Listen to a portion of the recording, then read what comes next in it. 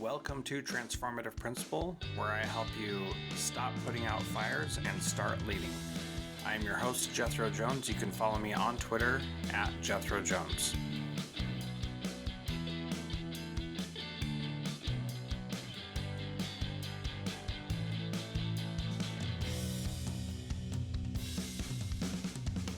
Welcome to Transformative Principal. I am so excited to have on the program today Shenita Perry.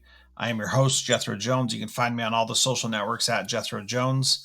And Shenita is an assistant principal in Alabama. And we're going to talk today about the SchoolX book study that she recently went through with me and what that was like. And so everybody can have an idea of what that's like if you want to do that with me also. So Shenita, welcome. Tell us a little bit about yourself and what you're doing and where you're at.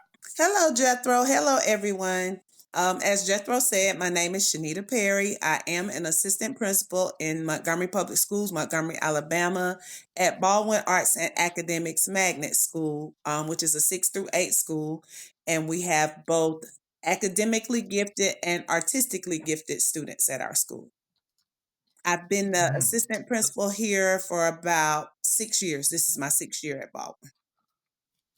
Okay, cool. And so having academically and artistically gifted students, I'm sure presents its own types of challenges and issues that other people, they may think that's just a walk in the park, but I'm sure there are challenges with that also, right? Oh, most definitely. There are definitely challenges, especially because they're middle schoolers. So the awkwardness of being either academically gifted or being artistically gifted, along with going through all the changes that they go through as middle school students. It's really an interesting setup because my first assistant principal position was at another.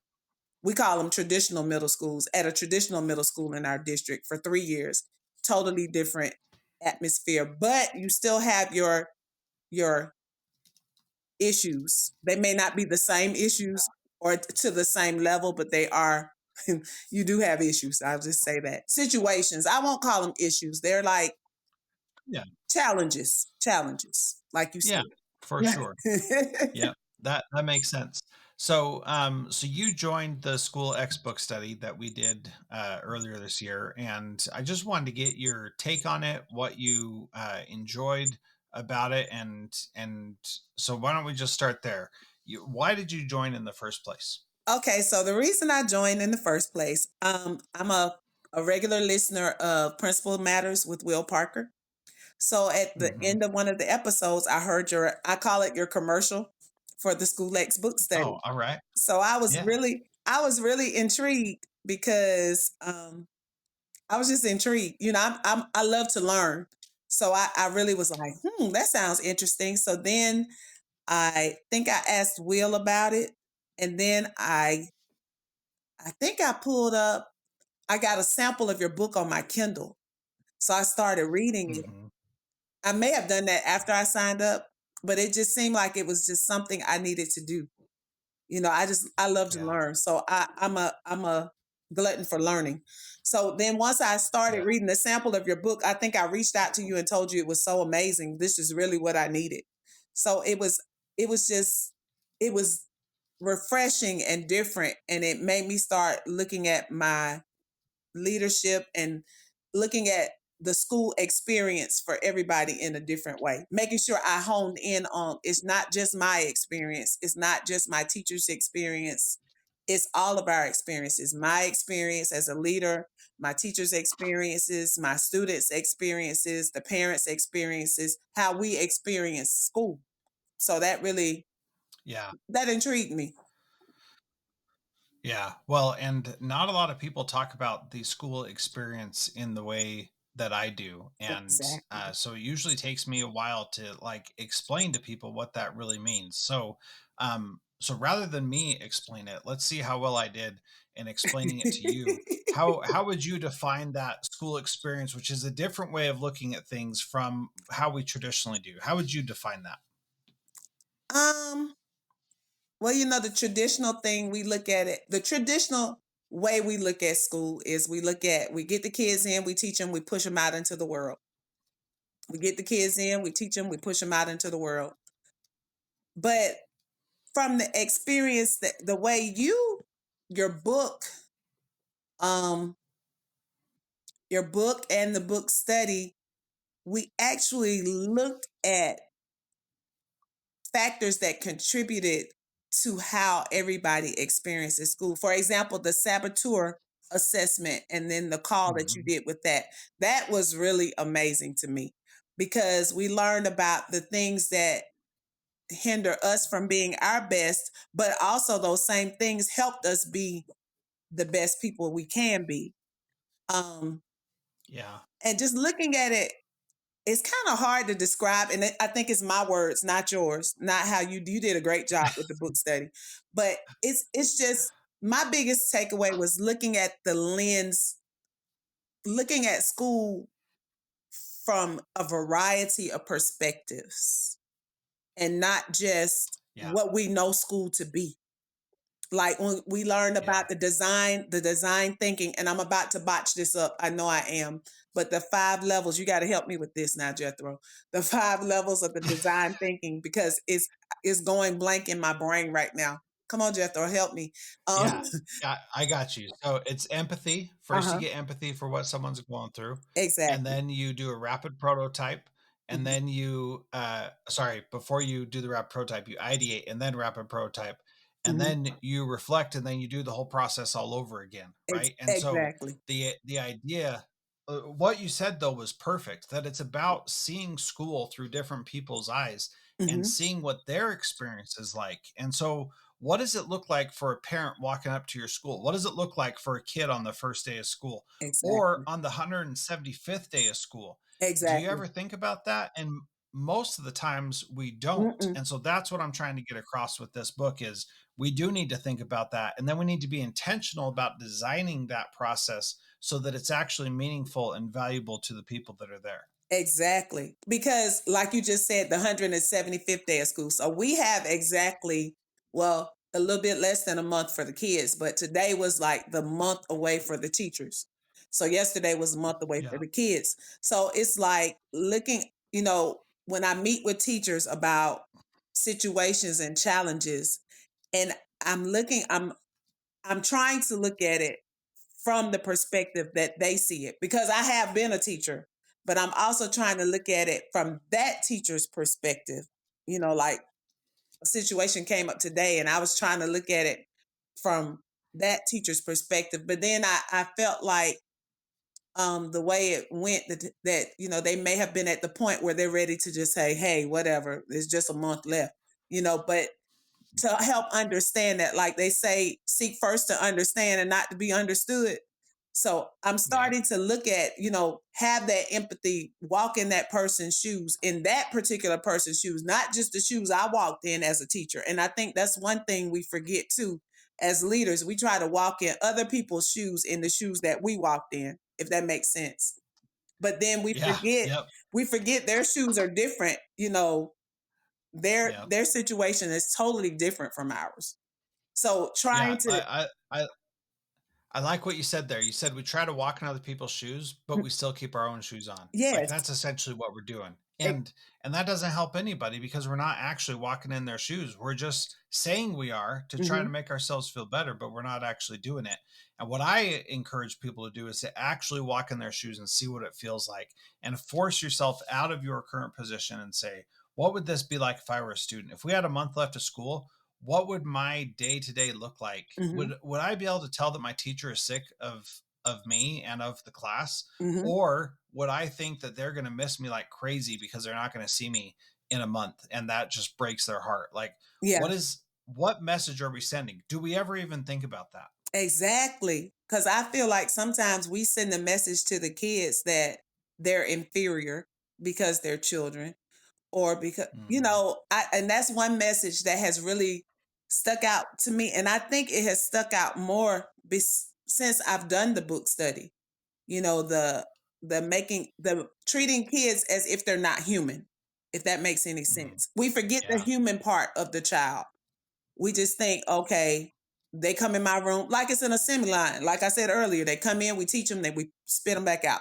Come in, we teach them, we spit them back out. But we forget in the midst of that, we have little humans or younger humans because they're not always little. They're not always smaller than us. Some of them are taller than Yeah, us and bigger that's than right. us.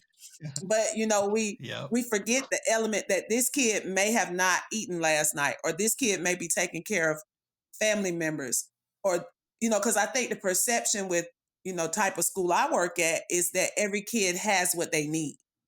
And there are still kids Yeah. that come Yep. from low socioeconomic backgrounds, but they're able to come to our school because they meet the requirements. But they may be struggling, Yeah. in other ways, and we forget about that. Yeah. Or we forget, yeah, they're smart, but they may not be the kid whose parent, made sure they pronounced every T, correctly, pronounced every word correctly, but they can hang with the best of them.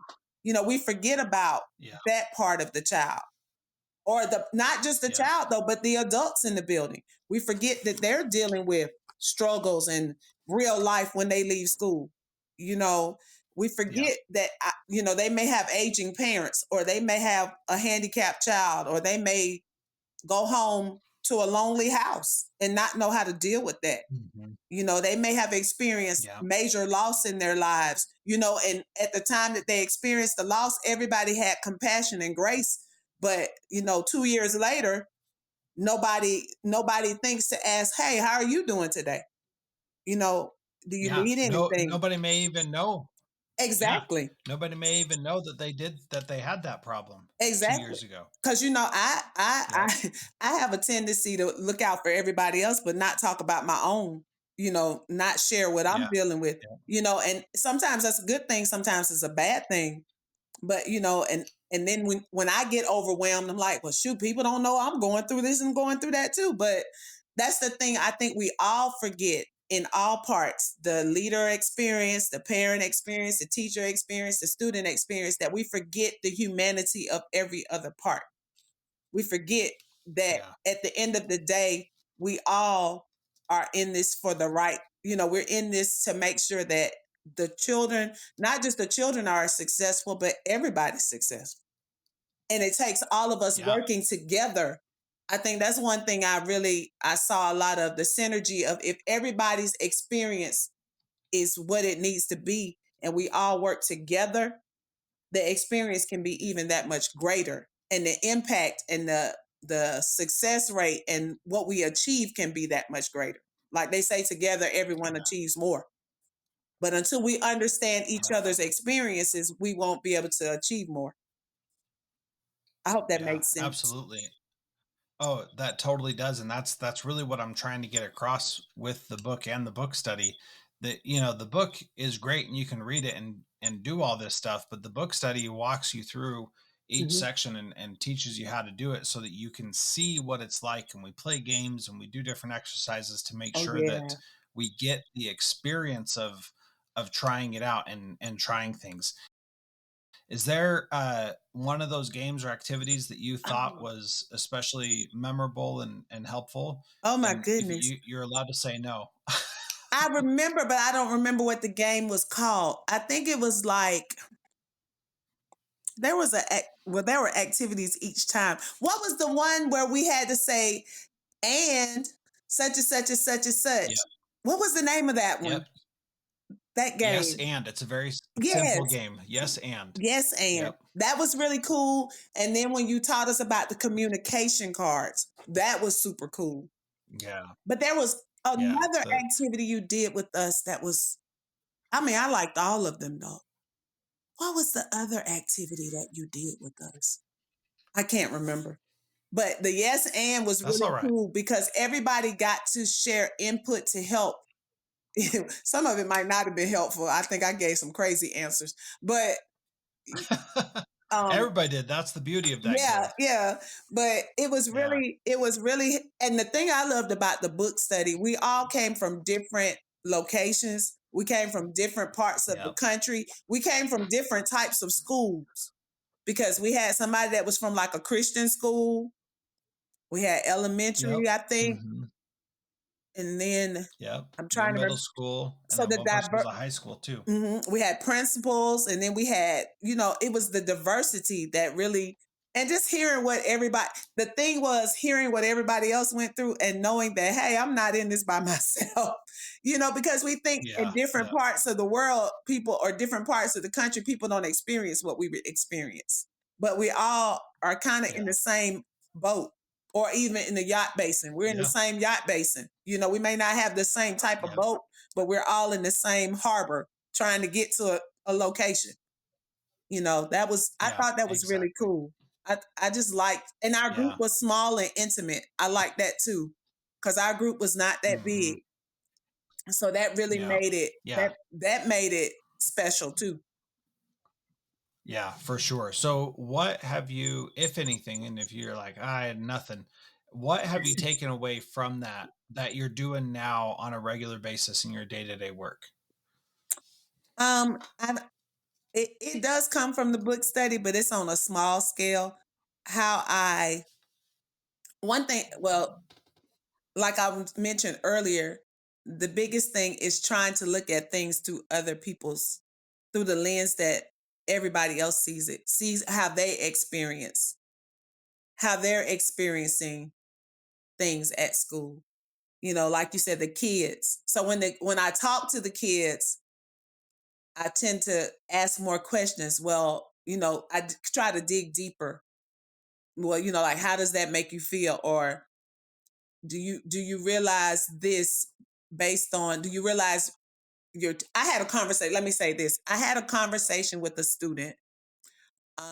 He was upset with his teacher one day. I know this is going to sound weird, but he was upset with his teacher. So I said to him, I said, well, you do remember last year your teacher dealt with a lot. She had a lot going on. She had a very tragic thing to happen. And so he was like, and I said, well, this might have been right before the book study, but the book study helped me see that I did the right thing. So I said, well, you remember it was around this time of year when that happened. Because he was saying it seemed like she was in a bad mood and, just stuff like that. So I said, well, you realize that was Hmm. around the same time of year. Do you think it may be because of what happened last year? And so he was like, you know what? That makes sense, Miss Perry. That makes sense. So what I'm gonna do, I'm gonna try to be a little more compassionate. So then, not long after I started the book study, something else similar happened with another student.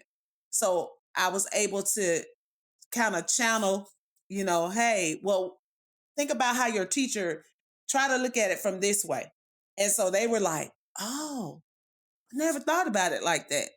But the hardest part is not to get the kids to think that way. It's the hardest part is to get the grown-ups to try to remember. Well, you remember what it was like when you were a kid. Because I did that with one of the teachers. He was having some classroom management problems. And then I said, yeah, I said, but you got to remember they're this age. And he was like, well, yeah, I remember how I was when I was that age.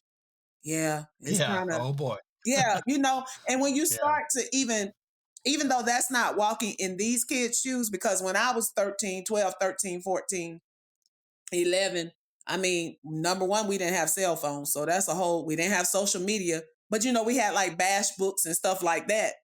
We had the hard copy version of what they do online now.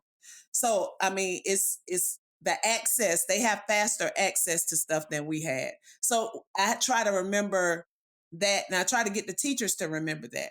And at the end of the day, they are still children.